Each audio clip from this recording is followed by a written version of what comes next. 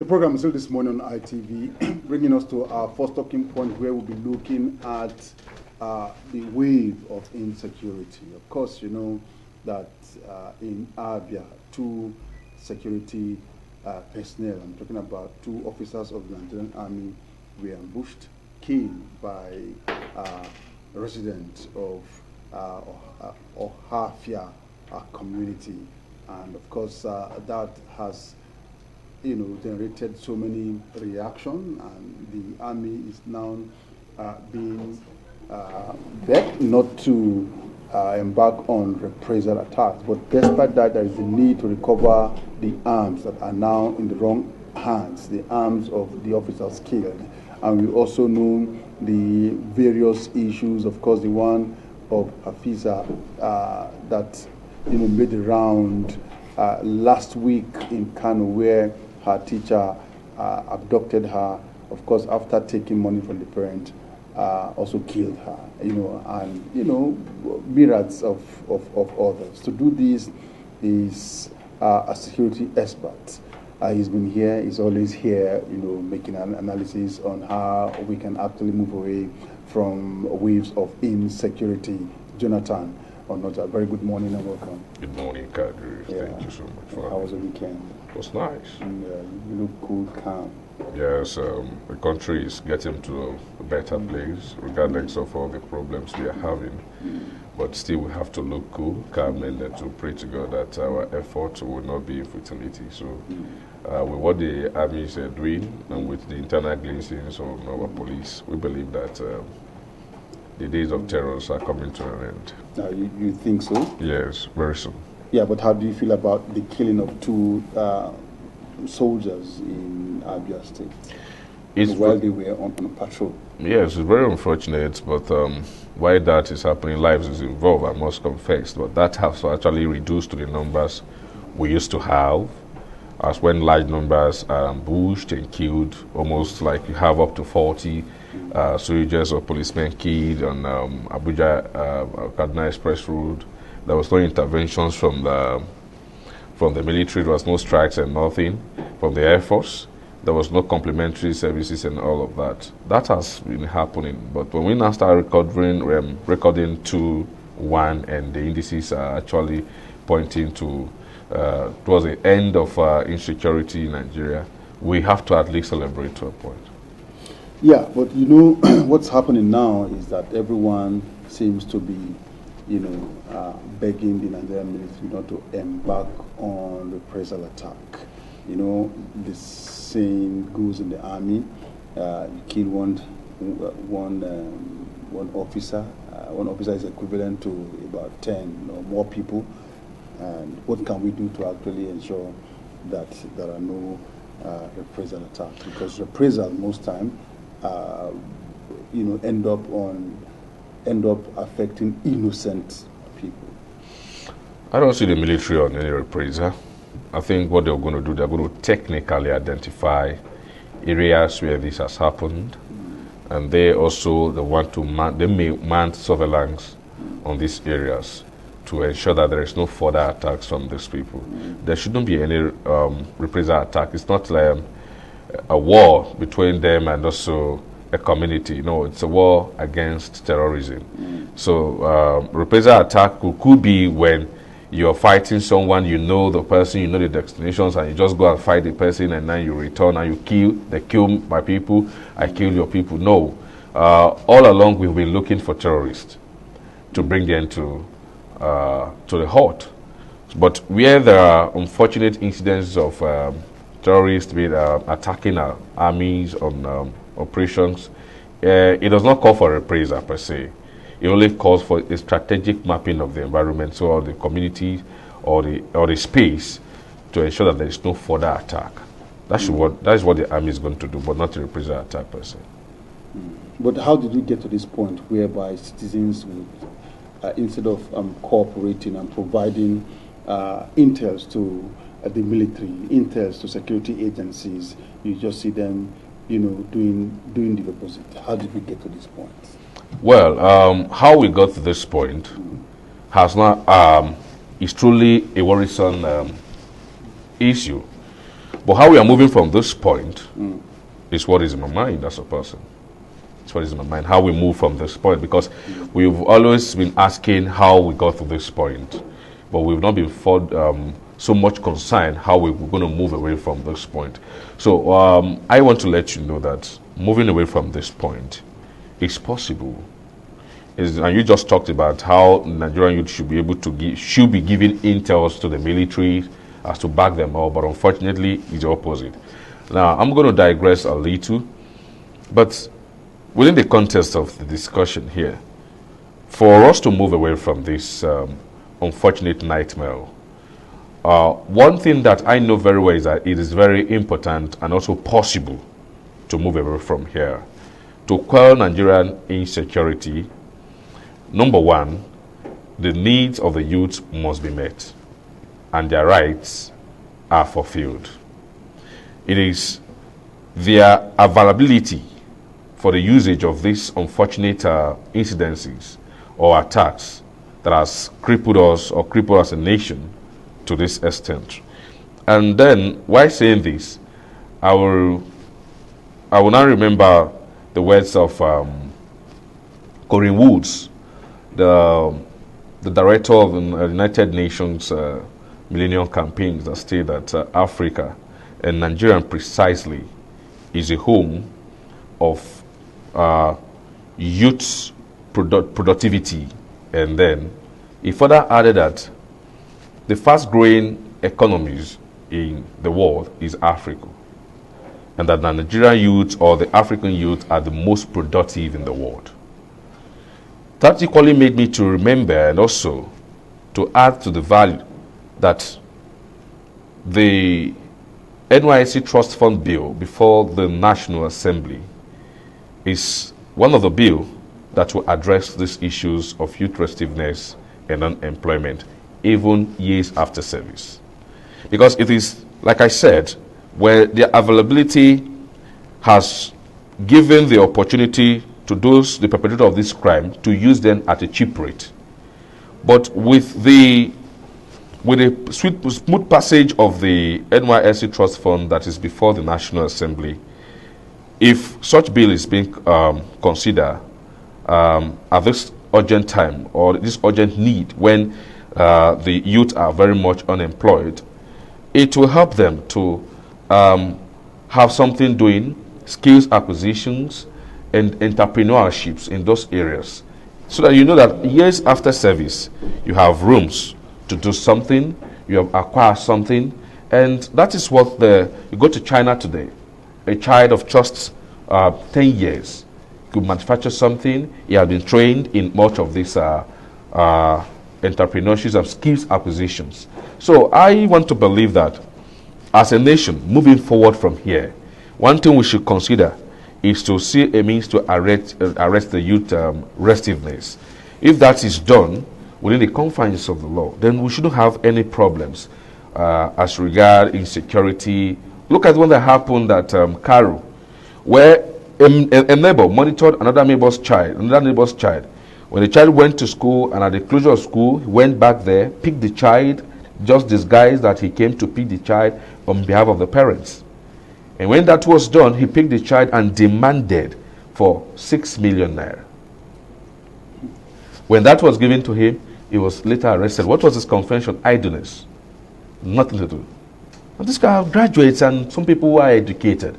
So when I saw the NYSC Trust Fund bill, I went to for further research on considering the pros and cons on the benefit of this bill.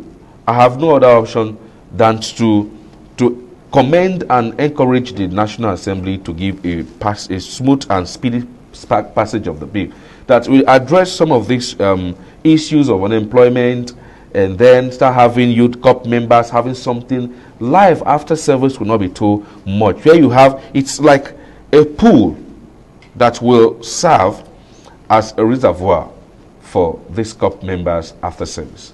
So, and if you check today, like 85% of the notorious crimes carried out today, you don't see a man of 60 years, 70 years going around for doing all of these things. You see the age at the tender, you see the youth at the tender age of 20, 25, 30. Then you see their lords as at 35, 40 and all of that. But you don't see people at 70, 80. Those ones, they do what we call grand corruptions. They are in charge of all the commanding and all of this, and the structures are built with them. But it is when these suits are available that this can actually function. So just like the Nigerian youth, Nigerian armies, police are looking for people to recruit, and they'll put an age bracket that it is within such age that you can apply. They should equally have at the back of their mind that the people will not equally go and recruit people who don't have the strength to combat the people they are equally recruiting. So they're going to recruit likewise. They're going to recruit age brackets of such so that they can at least combat. It's going to be a combatant stuff. So taking advantage of the youth unemployment and then their loneliness, their ways of not having anything to do equally contributes to the matter. Okay, now let's also look at this issue in other folds. One, there is unemployment, but from what we have seen in the time past, from those arrested, not all of them are idle, not all of them are jobless. You also have seen that even those that are doing the best of jobs are also, part and parcel of these crimes. Those that are security operatives are also part and parcel of this crime. At times, those giving jobs to house help, drivers, cleaners, they are working, they are getting paid. Even they are paid handsomely, they are also involved. We'll look at that. Then we'll also look at the fact that the bill you are talking about now, skill acquisition and all of that, is it about acquiring skill or about a starter pack for the skill to acquire? No, that is one of the importance, and that is one of the benefits that drew my attention to the bill in questions. Let me tell you something. After your the skills acquisitions and all of these trainings and everything, there's a startup package for you. Not like the COVID-19 loans that is they get, even the ghosts can get. No, we're talking about a structures that is well organized that can give you some reasonable amount of money or something to start up as a startup capital. And after that, they equally monitor. Since you are one of the corp member or an ex-corp member, it's an easy way for you for them to monitor the progress of the business, to equally see how far you have gone, and then see where you need to get more support. So it's not just all about just the skills acquisitions and just tell you just to go. No, it's a complete package, and that's why you need to go through the bill. When you read through some of the contents in the bill, you will now say that this is a wonderful work being done and need a smooth passage as soon as possible with the National Assembly. So it's not just all about skills acquisition and you go home. No, it is all about it's more interesting because of the startup package. So they equally need to, after the reason for the trainings and everything is to let you know how these funds can be used. That is just the reason for the training. Otherwise, they could have just tell you after service you get 2-3 million naira as a graduate. Then you go home and you just go and squander the money for nothing. No, they have a special package for even areas where you can equally partner with the commission, so that the commission can equally partner with you. So these are some of the benefits that the bill has that drew my attention to it, and I believe it can address issues of unemployment, and also insecurity in part of the world. Okay, it's a beautiful one, but if you bring an economist or a financial expert on this, he's definitely going to, outline some gray areas, which has to do with enabling environment. For any business to strive, it needs power. Power is not stable. You have to generate your own power. Generating your own power is not easy. If you are using PMS to run your power set, the price, the pump price, as we have been told, is really going to go up. In few months from now. If it's the AGO diesel you are using is over 300 naira, And you have to also call the mechanic to look at your power generating set at a regular interval. You have to maintain it. And at times, these things, make the production cost to be very, very high. And when you put the burden on consumers, at times they look for alternative or they forget about consuming that particular product. So the enabling environment for all of these to really strive is key. Are we working on that? Is that captured in the bill? If it is not captured, let it not be something that will not, work. Something that lawyers will say it is dead on arrival. Well, in every sane society, there is no perfect person. What makes a perfect people is the understanding and the considerations and the acceptance of responsibilities and liability. That's what makes a perfect society. So you have just talked about gray areas in the bill. I haven't seen any. I've seen the bill as a perfect bill that will address the issues of unemployment, and unemployment or insecurity is a byproduct of unemployment. Take it or leave it. So if there are issues that will support our progress as a nation, regardless of the gray areas, that's why there are subcommittees in most of these legislative duties to go and see where those gray areas can be tidied up and then see a way to move forward. But we as Nigerians have seen parts that is captivating, that is interesting, and that will solve problems. There are solutions solving clauses there that we knew very well. When considered and then passed into law, we address some of the issues. And then talking about an enabling environment, it is up to the government. And I tell you, for the first time, I will let you know that when I've passed certain things, I want to believe that Mr. President, His Excellency President Muhammadu Buhari, is working towards achieving a better Nigeria. Because I have seen some progress, I have seen some failures, and I've seen some acceptance. I'm talking about acceptance is in failures. But they have moved forward from where they are today, and they say, no, let us achieve a better Nigeria. And you start see so many infrastructures coming up. Talking about the light and the proposed increment and power price and all of these things, it's bound to happen because of the economic global economic threats that are going around today. And then we cannot just say that. Not send people to the labor market, to the unemployment market, and the effect of that will it not lead to increase in crimes? No. That yes, it will definitely lead to increase in crimes, and that is why government and the people in government and say, look, then if this is going to happen, let's see a way to quell these issues. Let's see a way to see how we can better enhance the lives of Nigerians, especially COP members. You understand me? Yes, not everybody may be graduating in Nigeria. Definitely not everybody is a graduate. But to make life better, that for some people that have felt that haven't passed through this, you may be more frustrated than any other fellow. So I see that it will happen that Nigeria, aside the current situations we're passing, will overcome and will live stronger, better, when we have put all these legislative duties into actions.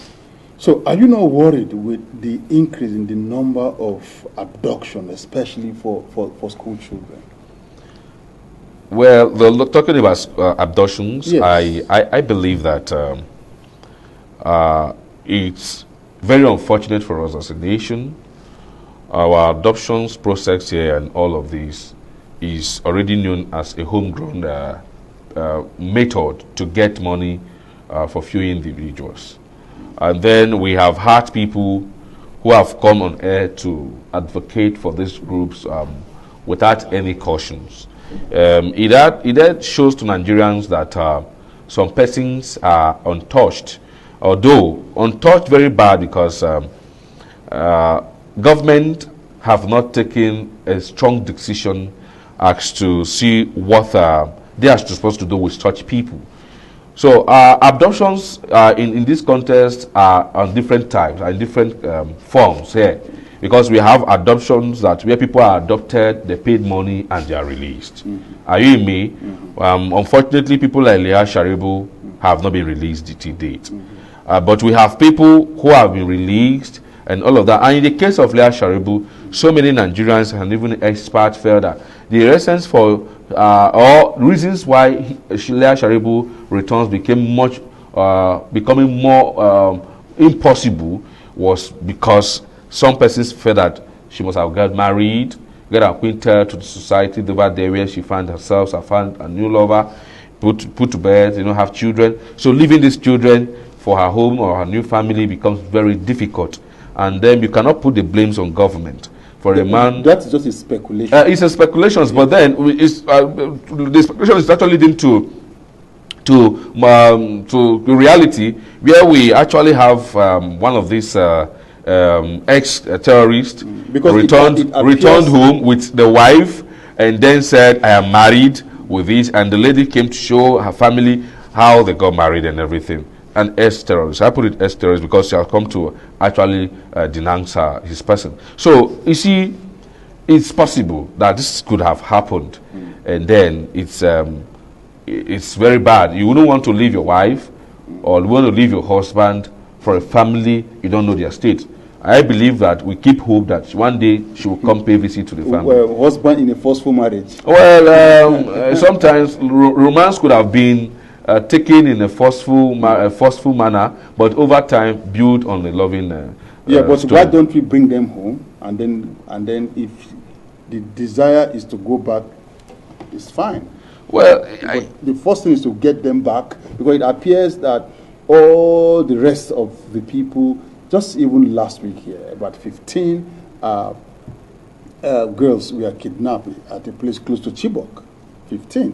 And not talk of the ones that are still there, and coupled with the fact that Leah Sharibu is the only person left out of the Dapchi, kidnap. And we do not even hear anything about them. We do not even, hear security experts telling us how far they have gone in terms of bringing those ones back, and the ones picked just last week. Well, some of these informations may not be revealed to the public because of intelligence reasons. That is why they do weekly briefings. In that briefings, you're supposed to tell Nigerians how you're going about this. Well, I think the DMI, the Defense Military Intelligence, and the NIE, SSX have details of all of these. But I think that in intelligence, there are certain informations you keep to yourselves. And then they may not want to reveal all of these informations to Nigerians. That is not to say that they're not doing their best. They are trying to do their best for Nigerians. I'm not defending any of the military or paramilitary in this discussion. But you're speaking. No, I'm not speaking for any. But I see that when people make effort, appreciate them. And when they now do the wrongest of it, constructively criticize them. Because when it appears you are always making it look as if they don't know what they are doing, then it's unfortunate, it's obvious you are attacking them. And then you cannot get a result of what you're looking for. You see, when your child takes first, acknowledge that this is the first position. And when it takes the second, acknowledge that this is the third position or second position. But you cannot say he took fourth position and you now want to tell yourself it's the last position. So we must tell ourselves the areas or the positions we are. If the positions we are is giving us result, we said you're doing well, though you have to tighten your belt. So it appears the which military. Position are we now? The positions we are now, we're actually doing internal glimpsing. Internal glimpsing, where you see today our customs intercepted a full scatch of arms brought into this country. You see the NSCDC. They always do that. They always intercept. That is to show that they are working. That's to show that they are working. But these arms still find their way. The most operations I give is a power above Betty. Recently in Onitsha market, where these guys went in and recovered over 64,000 arms from a shop there. So is that not a power above body? Should you not say they have not done anything? So we see what they are doing is internal glimpsing. They are doing clearance operations. So until clearance operation is done, we cannot get to a particular position. But what we know they're doing now is still clearance operations to remove the few elements of terrorism in the country. Then what about the porous border? As you are doing your internal cleansing and the borders remain porous, we are advised government in that direction that it is high time we digitalize our borders, have these things linked to the Office of the National Security Advisors with substations at different states where these borders are linked to, so that apprehending crimes and all of this and the issues of compromise of our operatives or of our personnel will be reduced, will be minimized, because you know that there's somebody that is watching over the operations over there. But you see, when these things are not put into logical conclusions of how it will work, it becomes a problem to implement. And then I believe that the National Security Advisor should seek advice of people like us who have come up with definitions of what security is all about in this country. So we give them some of these concepts that we have available. Yeah, even when you have that, how do you deal with compromise from, personnel within the security agency? And that's why I just said that having this known that there are persons, Nigerians watching me, whatever I do here is going to be noted and it's going to be seen. I have to be mindful of what I do here. Are you in me? Because they're watching me on the screen.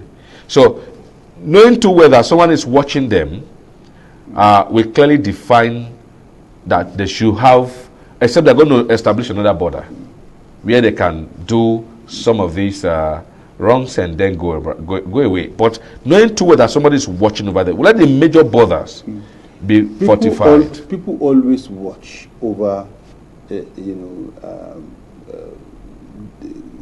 security personnel. Their colleagues always watch. But despite that, you see casualty. It's in Nigeria.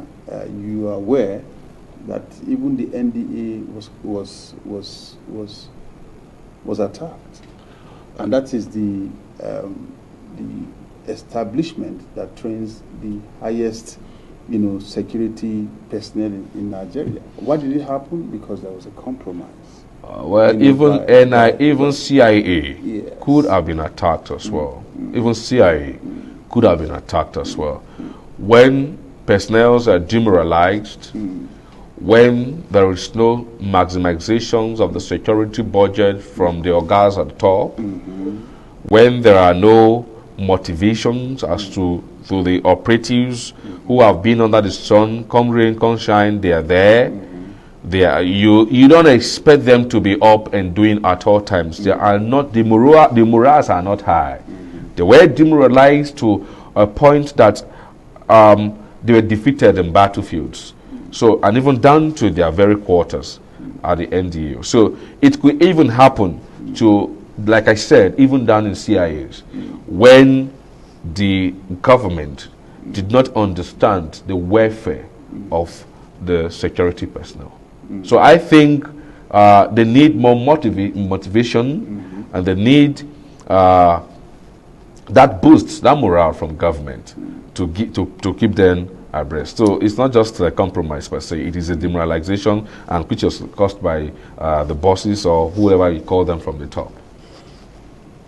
Well, if you are still watching us this morning on ITV, we're looking at myriads of security challenges across the country.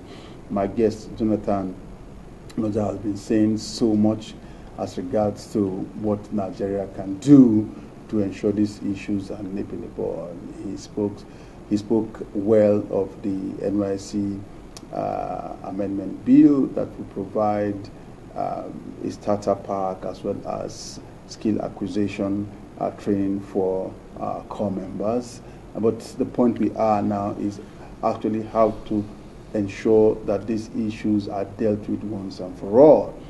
We know that the security operatives of course, the top notch, which is the Nigerian military, has a lot to do. And he just talked about the fact that so much has gone in there. It appears that it doesn't trickle down. It appears the motivation is so low, and that corroborated with what the former governor of Borno State, Shatima, said some time ago when he compared what the Nigerian military have in terms of hardware, and of course in terms of we call it envelope, call it take home, call it allowance, is so meager compared to what the bad guys have. And so how can we have these issues resolved? If it is in the hand of what you call their bosses or their orgas in local parlance, how can we have it checked? Well, to have this checked, it's a very simple issues where technologies have come in here to monitor the budgets of the Nigerian military, the Nigerian police force, and all other paramilitaries and prosecutors in the governments. When you have this budget signed, and then you see the allocations or the appropriations for each of these ministries and all of that, you equally see how this money is disbursed. So you digitalized like I said, globally the world is growing digitally. And we have to come to a point where even spending of our office impress is digitalized. So that you now know when you sign money for the men in battle, for your foot soldiers, and when you now sign money for salaries, when you now sign money for all, like you mentioned, allowances and all of these things. So it is just all about having people in power that have the mindset. We need a strong political will to, do certain things in this country. Not because I know you, not because you know me. If I know you, and you being the Secretary to the Federation, if I know you, and you're Babachi Lawa, I'll bring you to book. If I know you, and you are Meina, you should be brought to book. If I equally know you, and you are Magu, you should be brought to book. So I don't care who you are. What we care is service for humanity. So we believe that the boss, the generals there, should have a rethink of how this fight of insecurity or this fight of terrorism, why has it lasted for this long? If there is no compromise within. Look, security, if there is no enemy within, the enemy outside does not get entry. So it's obvious that we have so much enemies within that we tend to gain from outside. Because it is the enemy within that have taken so much of our arms and given to the opposite men that today we cannot account for how many thousands arms that missing. So from the audit, so how do we now come to? But how can we not account for missing arms? These are countable. It's number. It's not like green or. The amounts are known. Yeah, the numbers. The number are known. So if you have X, Y, and Y is taken to patrol and all of that, and then if the Y we are returned, if it's not up to X, Y, it means something. You have to get the missing number. It's just like what has happened in Abia State now. They know that their men went out on patrol, and in that patrol they didn't come back. They were ambushed, killed. They are doing two things now, trying to find those involved in the killing, and of course the arms. The arms, which means that they know that the arms in the armory are not complete, and so there is the need to get those ones because it may be in the hands of the bad guys. Yes. If those arms are not recovered, it may do more damage. That is so that's the point. So how can we say that you cannot account for missing arms. You see, when I made my statement, I say clearance operations, I believe you should understand.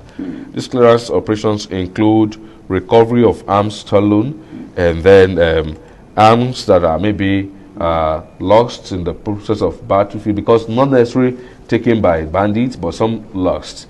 So when I mean lost, it's not that the person was killed. The person could not have maybe accounted for the numbers of arms that he used in the course of these operations. But then it all goes to our armory. Our armories are not they're not actually up to date. They are not, when they should actually have come with the report of the numbers of arms, not waiting for an external auditor to come and tell us how many arms are missing from the armory. So we don't actually have the views of having numbers of arms in our custodies or everything. So the armories data are poor, and it shows that some persons are. Look at what happened. Look at what happened the other day when the police officer was arrested for actually aiding crime. He comes to work at night and then sign the arms. How come just one police officer sign 2 arms or 3 more, then give to these bad boys to go and operate? So if these bad boys were not caught, we know how far these police officers have been killing the nation. So some of us came to realize that some of these arms they're talking about are still within the hands of the personnel, not missing yet. It is only going to take a very strong decision as to how you can get the personnel to confess into the crime, how these arms were actually given out. Some of these arms are already with some of these personnel, not all missing. That's just the point. Okay, some of the arms are not in the hands of the bad guys. They are still within and in the custody of some personnel of these various security outfits. It's coming from Jonathan. We hope that these agencies will do internal cleansing. While they do that, launch it to the field of kidnappers, deal with them. Of course, terrorists also have them tackled. Let's have, one sweet Nigeria again. And we hope that will be done in no distant time. So as we attempt to wrap up the discussion segment, Jonathan, let's get your final words. Yes, my final word today is to plead with Nigerian youths, especially the youth, to calm down. It's to equally advise the youth to support the government.